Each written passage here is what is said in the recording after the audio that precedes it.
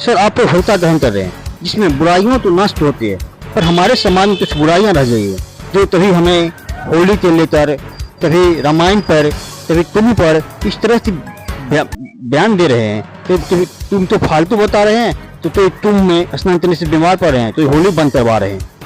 और सर्वप्रथम तो होली के इस पावन त्यौहार पे आपने अपना कीमती समय निकाल करके हमारे इस कार्यक्रम को कवरिंग करने के लिए उपस्थित हुए हैं।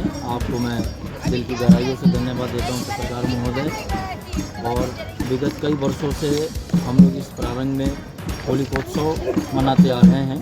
उसी की परिणति है कि आज आप पीछे देख रहे हैं कि 50 की संख्या में लोग ढोलक झाल के साथ में होलिका दहन का गीत गा रहे हैं।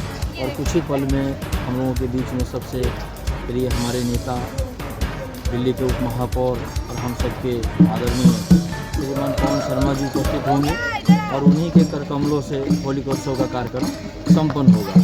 सबसे पहले हम आपको बहुत बहुत धन्यवाद दे रहा हूँ, क्योंकि आप संस्कृति तो बचाते रहते हैं। हमारे संस्कृति जो विलुप्त हो रहे हैं, जो हम पहले हमारे पूर्वज चलते आए थे, जो हम जाम में नहीं देखे वो हम यहाँ पर देख रहे हैं। जाम से 1200 किलोमीटर दूर पर देख रहे हैं। मैं पत्रकार जी, आपने बहुत अच्छी बात कही कि हम लोग सुदूर प्रांत को छोड़ करके यूपी, बिहार, झारखंड, बंगाल से छोड़ करके मिनी भारत दिल्ली में हम लोग निवास कर रहे हैं। और आपने कई कार्यक्रम हमारे यहाँ आपने कवरिंग की है, इसका संरक्षण आपने दिया है। सरस्वती पूजा, छठ पूजा, होलिका, होलिकोत्सव, इस प्रकार से भिन्न भिन्न प्रकार के सामाजिक कार्यक्रम और धार्मिक कार्यक्रम, हम अपनी परंपरा को भूले नहीं हैं, बिल्कुल नहीं भूले। हर साल अपनी ड्यूटी, अपने कर्म को छोड़ने के बाद, समय निकालने के बाद हम लोग इस कार्यक्रम को हर साल करते हैं। आज पूरे पूर्वांचल समाज के लोग, अब एक दो आदमी का नाम लूँगा तो गलत होगा, सर्व समाज की तरफ से ये होलिकोत्सव का कार्यक्रम हो रहा है। तो हम तो अपनी संस्कृति बचाएंगे। अब रह गई बात जहाँ तक आपने कहा अंजुम का, देखिए ये आपको जान लीजिए कि अब जाकर के अपना सनातन जागा है।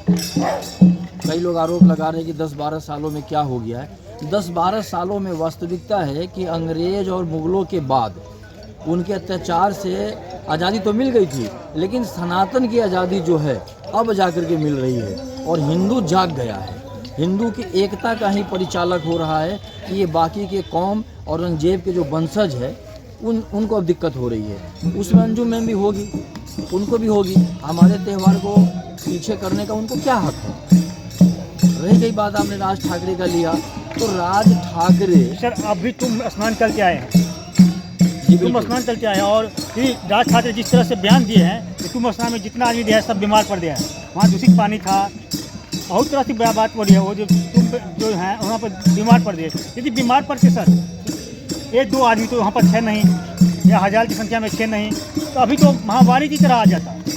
अब किस नज़र से इसे देखना चाहते हैं, आप क्या बोलना चाहते हैं? सत्ता लोलुपता, सत्ता लालची, कुल नासी, भ्राता नासी, परिवार नासी और विशेष करके हमारे हिंदी बेल्ट के लोगों का वो द्रोही है।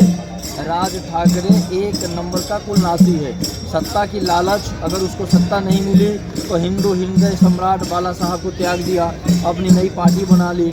और रह गई बात कुंभ की, आपको आपके माध्यम से, सोशल मीडिया के माध्यम से हमने आपको दिखाया था कि हम यहाँ से पूरे 55 लोगों की एक बस लेके गए थे अपने पूरे मित्र मंडली के साथ में और बड़ी आनंद से किए थे। रह गई बात राज ठाकरे की, उनकी माता पिता अगर बीमार होंगे तो डॉक्टर के पास जाएंगे दवाई लेने के लिए।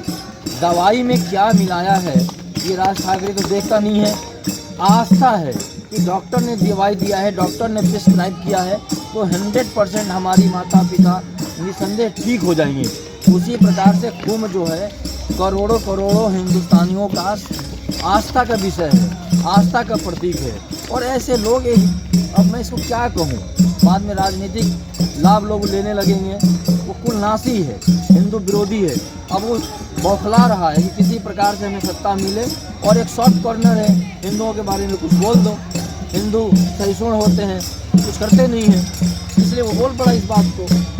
सर अभी कर्नाटक का बजट है, अभी बोले आप हिंदू सम्राट, हिंदू जाति के हैं सर। कर्नाटक के बजट जो आई है वो शायद हिंदू इससे कर्नाटक का जो बजट आई है वो विशेष समुदाय को ध्यान में रखते हुए बनाया गया है। इस पर क्या कुछ कहना चाहते हैं? राजा और प्रजा में भेदभाव नहीं होना चाहिए, पर यह बजट ये सारे लोग ना केवल हिंदू विरोधी हैं अपितु भारत विरोधी हैं। आप एक बात बताइए, एक ही समाज में बीजेपी के जहाँ जहाँ सरकार है, जो सड़कें बनी हैं, लाइट बनी है, हॉस्पिटल बने हैं, एयरपोर्ट बने हैं, नालियाँ बनी हैं, हाईवे बने हैं, क्या वहाँ पे लिखा हुआ क्या कि यहाँ बीजेपी के लोग चलेंगे, हिंदू चलेगा? ऐसा कहीं नहीं है। बीजेपी और विशेष करके हमारे मोदी जी का एक आदरा तो माने पीएम आवास योजना में सबसे ज़्यादा लाभार्थी जो है यहाँ तो मुसलमान हैं। देखिए बीपीएल कार्ड उनके पास है। अब ये तो उनको सोचना चाहिए ना, जो 82% को इग्नोर कर रहे हैं, और 82% वाले को अब जागना पड़ेगा, सोचना पड़ेगा कि भाई अब ये चीज़ें हम लोगों को नहीं चलेगा। रात दिन सुबह शाम हम लोग मिला करके इस काम को बढ़ा रहे हैं, हमारी संस्कृति को हम बढ़ा रहे हैं, ऐसे थोड़ी